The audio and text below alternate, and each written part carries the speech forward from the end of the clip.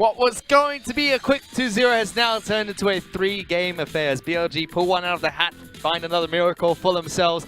And I've just seen the life move out of Rusty's eyes. It's just disappeared in that one play where it's like, LGD, they've done it. They're making a lot of improvements, and then they haven't done it anymore. We just praised them, you know. We sat there for the first 20 minutes of that game. We're like, this is the best LGD. They don't get excited, but get excited, and then, you know, don't get excited became more true than anything else. Would you believe it? LGD have come full circle to exactly what we know them for. I feel but it still responsible. hurts, man. I feel responsible. It's never fun. I mean, to all the LGD fans out there, I am sorry. This was my fault. I will take this one for LGD. Yeah, I cursed them. Sorry. And to all of you that are watching for the first time, this is not the LPL at its finest. Don't you worry. This is 6 vs 7. This is not meant to be the best of the best. But these teams should be better than they currently are. I will say that much. What gets me angry is they are BLG Demacia finals. They started Summer Split so strong. Yes, LGD shaky at the start, but with the changes they've been making, they've been having so many great, brilliant moments. I mean, start of game 1 and the end of game 1, fantastic. Start of game 2, beautiful. We couldn't praise them even more. What the hell happened in the mid-game? A lot. Really not a lot. There was a lot of looks at the Baron. They were staring at it angrily. Baron probably snarled at them and they ran away screaming to find BLG. Baron's a big boy.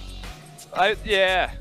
There comes a time. It's like when you play, if you play rugby in grade 12 and you just see one guy in the other team and like, oh no, I'm not tackling him. I called that just going to school on the Gold Coast because everyone that played football was a Kiwi. And I was small, and it was petrifying. Well, that was LGD against Baron for you, Rusty. They just looked at Baron and said, yeah, we'll run circles. I swear to God, Islanders are christened at 6, man. Like, love them all, love the culture, but they are some big boys. Genetic lottery, Rusty. Yeah. We missed out. We're just too small Australian people. I mean, you haven't been going to the gym too much. What's going on? I have so. Making things up. I went to yoga. That ruined me for at least 3 days. We both went. You both went to yoga. How'd that experience go? That was an hour of core workout of yoga. Let me tell you, I feel worse than LGD should after that game. I think I saw Pulse perform a belly flop. That was not into a ball. Just he stood up. The instructor said, "All right, we're gonna do this next," and I just saw Pulse fall. He was back on the floor. Smack onto the floor, kind of like what happened all right. to LGD at the end of that last match. So let's see what they change going into this game. Let's set a couple of things that need to be expected here into the third game that aren't actually there right now, right? So, like? Aurelia could be banned, but LGD were too confident into it, right? So they might not get rid of that one. Zoe, I still think could be a considered option in the ban list, not to be seen this time. Also not banned. They've chosen Aatrox, Talia, and Lucian BLG, but they have swapped to the red side, so some things have changed here. They've given over the Nocturne, however, the result of their bans. Talia was not seen in the second game, not picked or banned. That means Zoe can be picked up by BLG. They can even sorry IRL if they want to flex one of them into a different lane. But I've got a question, Rusty. Why are they banning Rek'Sai? What did Rek'Sai do in that match that made LGD so afraid of Chieftain? They're so afraid, so scared. Do you want a like a real yes, answer? Why? I don't know. I mean, not a lot. He sniped out Mole once. He tracks like Rek'Sai as a champion. Maybe what LGD is scared of, not Chieftain's performance on the pick. If we actually break down, you know, where did LGD break down? It was at the Baron. Rek'Sai is really good at working with information when he doesn't have vision. So perhaps that's what they're looking at. LGD said we're a better team, so let's just get rid of all of your tools. Hopefully that's the decision they were making here. They did get Nocturne in this match, however. One's banned out for most of the series. Amy will get his hands on a new champion. Irelia shot to follow in the pick list. With Swain coming through, so we should expect a very similar bruiser-heavy composition. Yeah, I think BLG may even consider the Pyke. Actually, no, they shouldn't. This is a risky pick now. The bottom lane of LGD, whatever it is, Fiddlesticks is what I would expect from them. Will be aggressive or want to take down their opponents with a Nocturne ultimate at 6. That's a sick combo with a Swain already there. If you have the CC duo in the bottom lane. So Rakan Fiddlesticks is what I would expect from BLG's bans if they're actually respecting the bottom lane 2v2. But we'll see. Still waiting to see what those bans will be, you're right. Gangplank hits the bench. Okay. That's right on target. That's the fiddlesticks we wanted to be taken. Exactly what I expected. I said Gangplank. You're a prophet, beginning. Rusty. Never doubted them. You're a prophet. And of course, the next one that I said was absolutely their next ban, and I'm not even going to say out loud till they ban it. It almost feels like the shoe's on the other foot with how the first 3 picks have gone. Zoe being picked up by BLG this time, or will get his hands on the champion. Whereas LGD have all the bruisers to start this match. So, just for big sides. Lots of pick potential from BLG. Lots of skirmish and brawl potential coming out from LGD. Yeah, so the risk here, first and foremost, is that whilst BLG have taken the Zoe away from their opponents, which is a good pick for Mole, they've given Yuki his Aurelia. They've given him the champion that he's got an 11 KDA on, 11 plus KDA on. They also banned out the other fiddlesticks of Darius. That's the one. Knew it all along. I'm a genius. Really targeting PYL's champion pool here, making sure that he's locked down, doesn't have anything to pick. Dr. Mundo being taken away by LGD. Amazing J had a good performance on the champion. Amazing J is playing well. I don't think I can really criticize his performance from BLG so far. It's just the target of all of the attention of LGD. You know, like, he's survived it. He's done decently well considering that fact. That's Amazing J's life. He just gets attacked by people. This is unsurprising from BLG.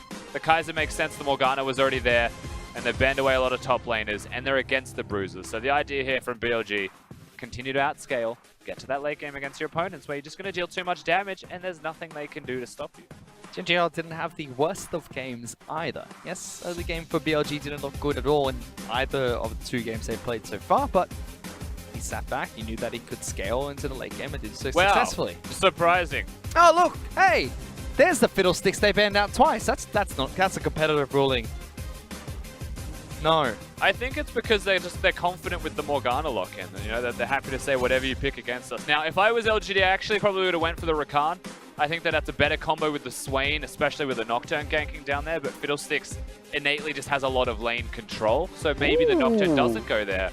Because that's locked in already. Junu's gone for the carry. Yeah, right, Benji, get on broadcast because Jace gets locked in for LGD. That's going to be going into the top lane with Swain as the bottom lane pick, Relia into the mid lane. Final pick for BLG. Amazing J knows what he's up against now. Can pick accordingly. First pick, Rusty. Sign an option, second pick, sorry. On banned, Singed banned, Mundo banned, Darius banned, and the Gangplank banned. And would you believe it? He still has tanks up his sleeve. Amazing J it's a Poppy! Pretty much everything.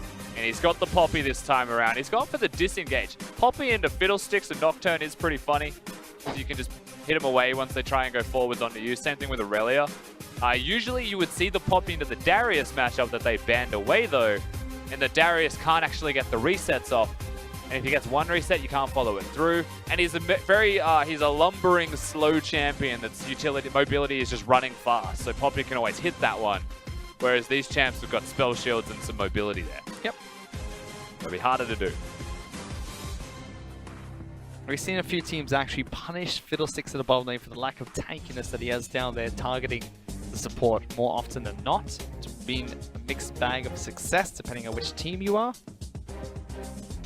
But they didn't ban it, they let them pick it up. BLG had a couple of tanks up their sleeves. Poppy's one of them. Amazing J's still very happy. There's a couple of fans in the audience that are currently cosplaying him.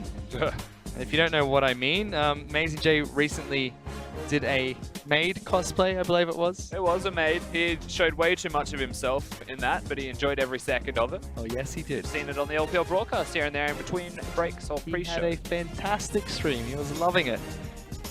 I mean, Bilibili, we talked about it earlier. It's an anime streaming website. Watch a lot of anime on the website in China. And also, if I'm not wrong, broadcast the LPL. It was pretty cool. Usually casting that day. Really? But it is super cool that they can do that. Of course, a lot of support for BLG. The organization has supported the team and the players very well. We mentioned the posters that they make. Their posters are absolutely sick. That's something you should check out at any time if you can. And if you can't, then I'll just put them on Twitter anyway after. They've got a lot of fans that travel out to the arena in Hangzhou. It's about an hour and a half train trip away from Shanghai. It's known as a tourist destination. It's very pretty, very tranquil. Absolutely. That's where LGD's arena is. That's not too far away from BLG's home arena, as they have named it as well. Of course, the Shanghai arena is where BLG situate themselves. LGD live in Hangzhou, like you alluded to. Not too far at all, and they're traveling down there to try and pick up a victory to end the first. I can't do words. First regular conference round robin. Words are difficult because we're going into game number 3 of our first best of 3 of today. Big comeback coming up from BLG in game 2 has brought us to this situation. LGD desperately trying to find a win before the break during Rift Rivals. Let's see if they can close out this match. Round 3, let's go.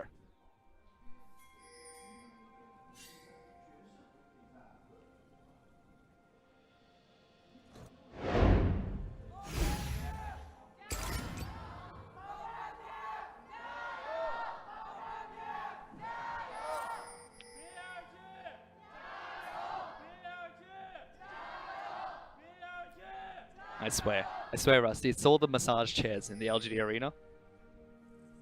Just makes it I mean, that arena is great. a bit slower. It is a great The arena. arena is absolutely sick. It makes up for it tenfold with how cool it is. They're not just massage chairs, they spell LGD and they're comfy chairs. That's true. Road also getting a freeze to start this game off.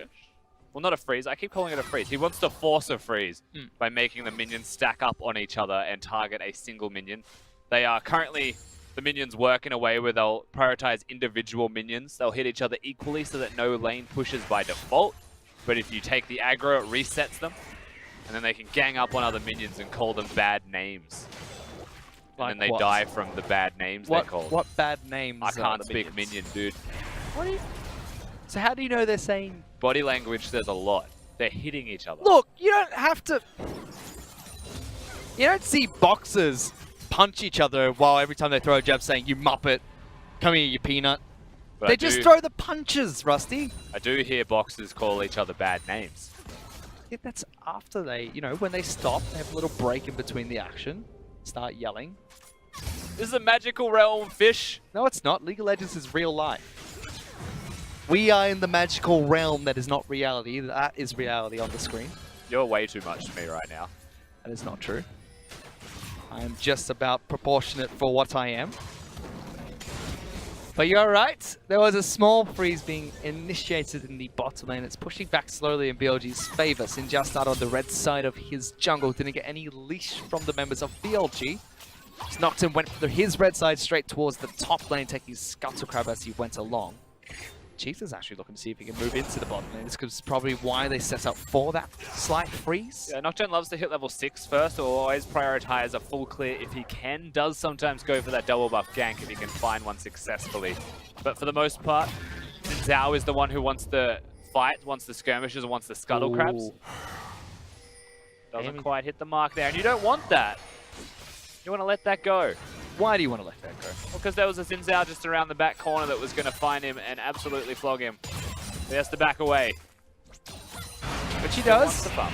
Fine in bottom lane though. Drain coming out from PYL. This road takes a large chunk of damage. No summoner spells being thrown. PYL throws out the Dark Wind. None of his crows connect on the champions. The worst RNG as well, that poor Fiddlesticks. PYL on Fiddlesticks is a unique breed. We have seen some pretty good games from him. We've seen some really upsetting ones from him, particularly on this champion.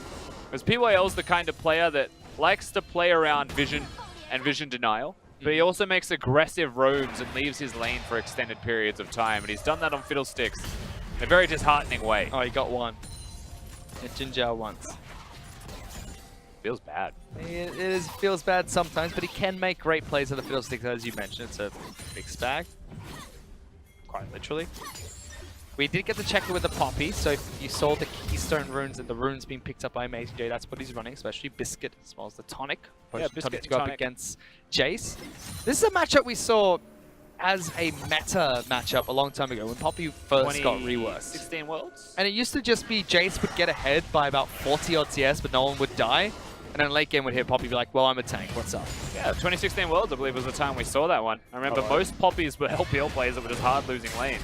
Whereas Amazing J doesn't care. He's actually taking it to Jin, who flashes forward. Force the flash out of Jace. Oh, how the matchup has shifted with the runes that have changed. He's doing a lot of work there, Amazing J, pressuring Jinnu on the Jace. Things that may not have been able to happen in times of past. Good start coming up for BLG's top lane. Amazing J's had a solid performance all round. Mole has been controlling this mid lane as well too, pushing out constantly on Yuki. Bottom lane's the only one that's being pressured. That's what happens with a Swain and a Fiddlesticks that can just hard push with their spells.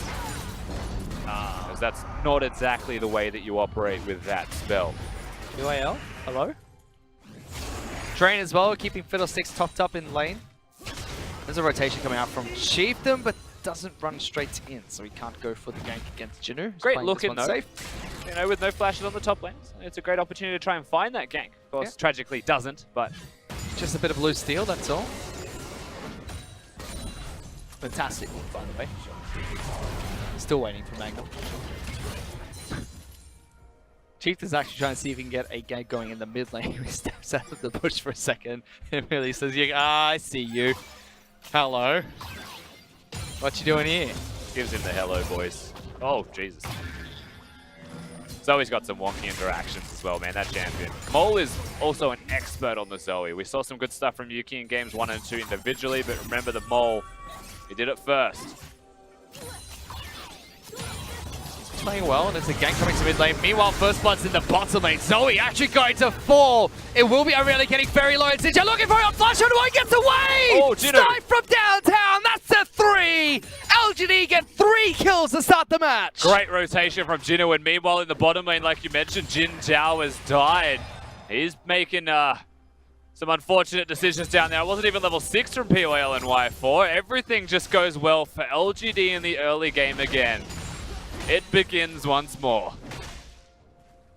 Exactly the same as the past 2 matches. This is the kill we missed. POL flashing forward for the fear. Jin Zhao take it down. That's what you want to see out of your Fiddlesticks. It starts with a binding from Road that hits onto Y4. That is thought they had enough damage, or at least to chunk him out. But how quickly things can turn around. That's the thing with Fiddles. It's a point-and-click crowd control spell. There's nothing you can do to stop that from hitting unless you've got the Black Shield available. Didn't hit the mark. Nope. And eventually, Fiddlesticks can hit level 6, and you can see Fiddle in the middle. And not just yet, still in the bottom lane. We've said one thing about Road on Morgana. That was my one concern. She doesn't press the Black Shield fast enough, but everything else is great. It's not that he doesn't press it fast enough, he just doesn't use it properly. Okay. Because there's also times where he'll shield himself when it should be on an ally. But like the rest of him on Morgana is fantastic. You know, he'll hit the bindings, he'll win the game for his team. But geez, that spell shield is just... That's the hardest button of all, it seems. It seems like the most important as well as the support. It's just tragic because he's such a good player that has such amazing moments, but at the same time, you know, there's those points where you're like, what happened? And this is just one of those. Maybe he should bind his Black Shield to T and just make it so that when I press T, if Jin Zhao's in range, he gets the Black Shield. Done. The Soraka effect. The Soraka effect. On SMLZ. I bind it to T, press T if SMLZ's in range, he gets a heal. Doesn't want this. It looks like Amy has got the ultimate available too, so Chieftain just able to pressure forwards, utilize the Zoe. Amy's still hunting, however, for some prey.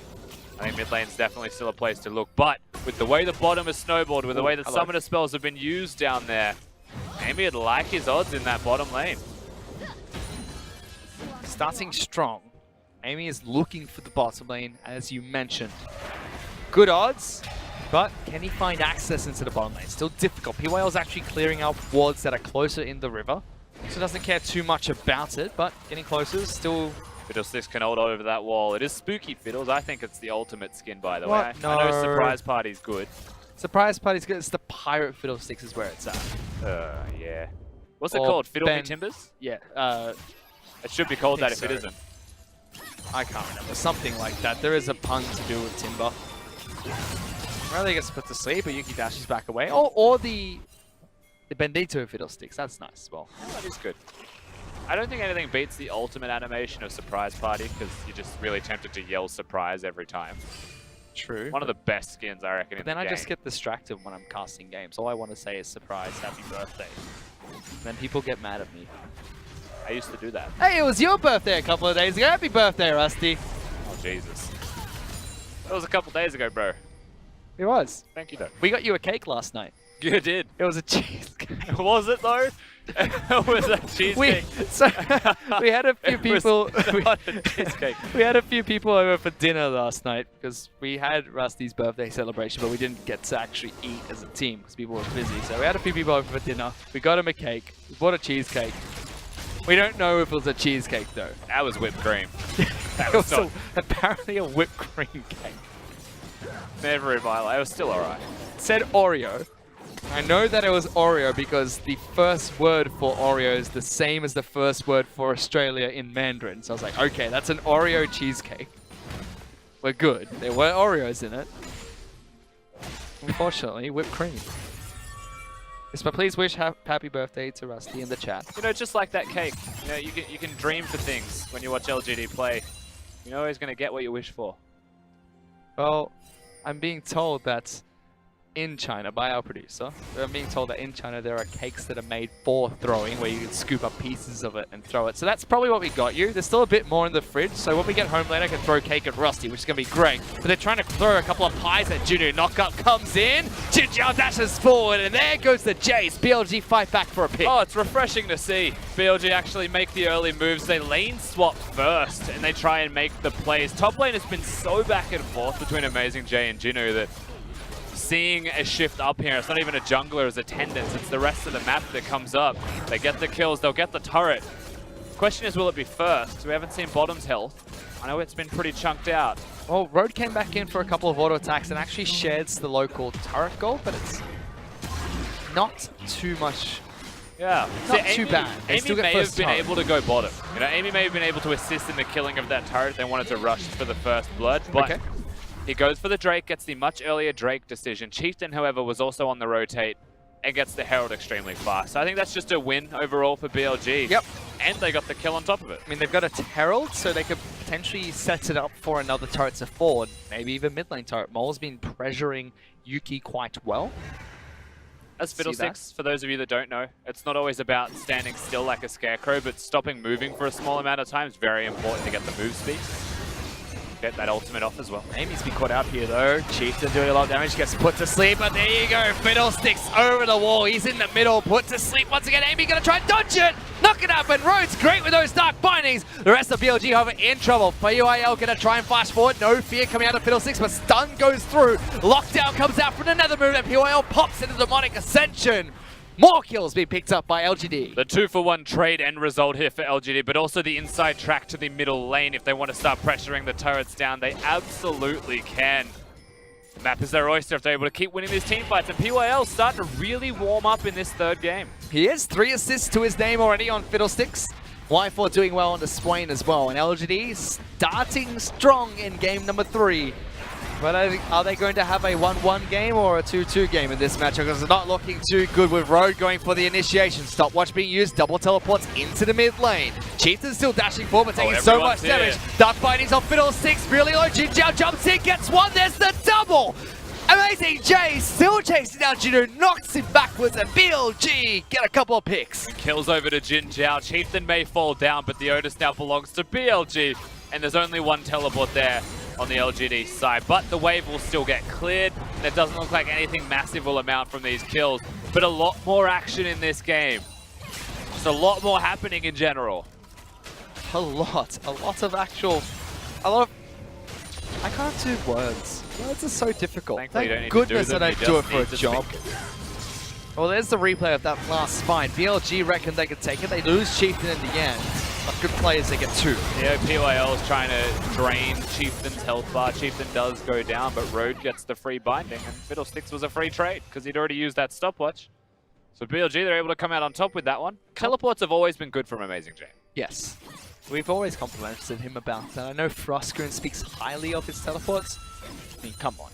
He's always been able to find deep flank wards, and I think we should speak beyond just the teleport itself. It's the coordination with his team for the teleport location and positioning that they do incredibly well. Free turret to LGD while we talk about that, and we don't even have to go to crazy matches. Like, we often refer to their miracle run for Worlds, but look at this set alone. Game 1, that Darius teleport was great. And it was early. early. A good flank. Very early teleport. Flash to make the play work too, getting the double pullback. We've got some serious music in the background right now in the Shanghai Arena. I can feel the floor shaking. There are some dubs and wubs. And more wubs. Dubstep is amazing. Oh no, Mole taking quite a bit of damage. Portal jumps into a stopwatch. LG trying to push further, forcing the flash out of Mole. Stopwatch being used by Chieftain. Even Amy going a little bit golden for a second, but looking for the rest of this fight. Eye of Sauron to the back lines. PYL, Crows. Oh, so close. He was on target too. Jinu just doesn't get it. They don't get the kill. But just like the match between Germany and Mexico, 25 shots on, none going into the goal. Jinu can't actually get the snipe at the end. But team fight still going in favor of LGD. Yeah, Jinu unfortunately doesn't find the mark. Chieftain still dies, however, and they get that initial pick. LGD with better vision control, with better decision making on these picks. The question has never been about if they can get the pick. It's about can they get the objective. And so far, the answer has been a resounding yes. That was timing out, so he had to throw it. It's in the bottom lane, so they can get something from it better than nothing. At least a charge into that bottom lane outer, but they're moving down towards it. BLG lose another turret. And now LG being aggressive in these fights, picking fights in BLG's territory. They look as good as they did in game 1 and 2. BLG are fighting back, but just walked up and slapped a cannon away from Jin Jiao. Chieftain's like, Chieftain's doing the gromp next to him. You asshole. You can't just... Why are you so triggered by this? You're a support main. You don't get gold anyway. It was just so funny. Chelly gets a charge as well. BLG taking full advantage of this, so it might be a timed out Herald, but they still make their way down to the bottom lane. Get a bit of damage on this. Whoa. They lock down PYL. They send a minion to sleep, however. The composition of BLG will be super strong if they can get a siege going. They have the Kaiser W poke with a Zoe poke. Always a possibility. Amazing J's got really, really strong disengage. So they can perhaps just sit, place themselves in a lane, and throw spells at their opponents until a pick happens or health bars get whittled down enough. That's what you'd be looking at if you were BLG. However, executing that against a Nocturne Fiddlesticks. We've seen EDG play a similar style of composition. You know full well that the game plan is get PYL's ultimate off, turn out the lights, and try and catch them. I mean, Jinu can do the same thing with his own poke. So curious to see if LGD have the same mentality. Let's sit back, let's throw out Shock Blast combos. And see if we can poke away at BLG's health bars too. Fairly squishy squad besides Amazing J's Poppy. You know, I don't think that... Oh no, he's going to get one hit. Good guy, Yuki. Stands Actually right in front of the combo. Yeah, big fan. Good bloke. That's when you spam 666 in your chat as a teammate. Like, good guy, like you.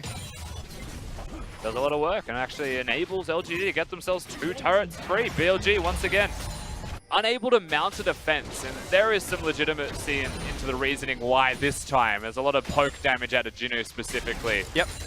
Able to do a lot of work. So they get the turrets. No contest.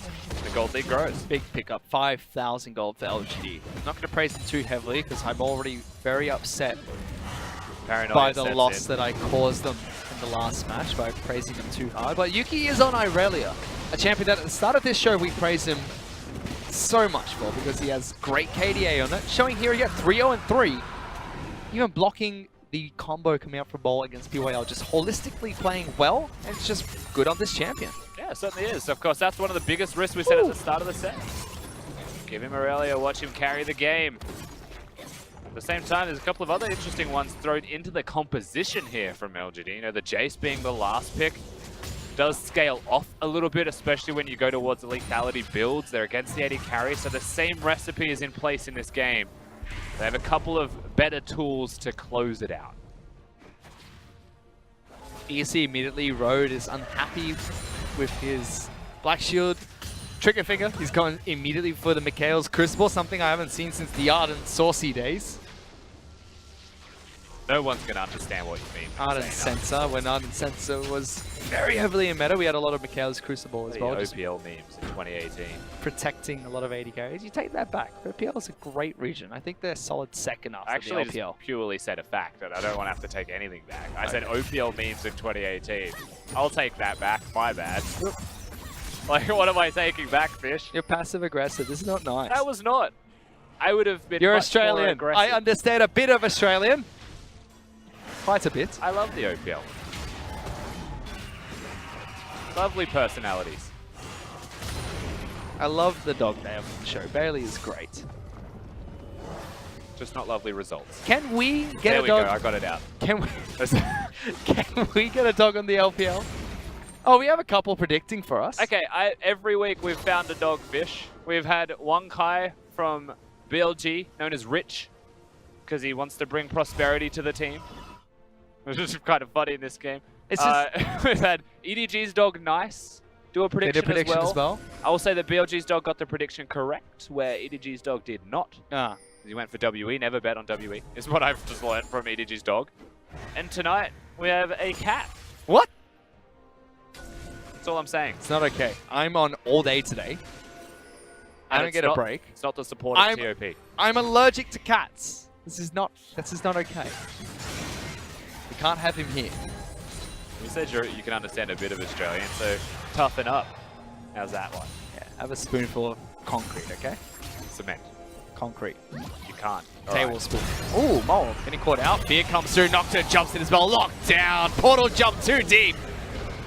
Immediately, LGD capitalized. You're going forward. Yuki's not done yet. Fantastic double summon, but they can't get through the base gates. BLG disengaged, but they lost their member. Amazing J, what are you doing all the way back here? Tries to knock one back, only gets the Jace. Now he's stuck between a Jace and four members of LGD, who just moved straight in towards BLG's base. The support is going to fall. BLG lose two of their members, and LGD find a pick. Yeah, Road dies. He's gone for the Mikhail's Crucible on the Morgana. I'm sure we'll get to that a little bit later. LGD, they get the picks. They get the inhibitor as well.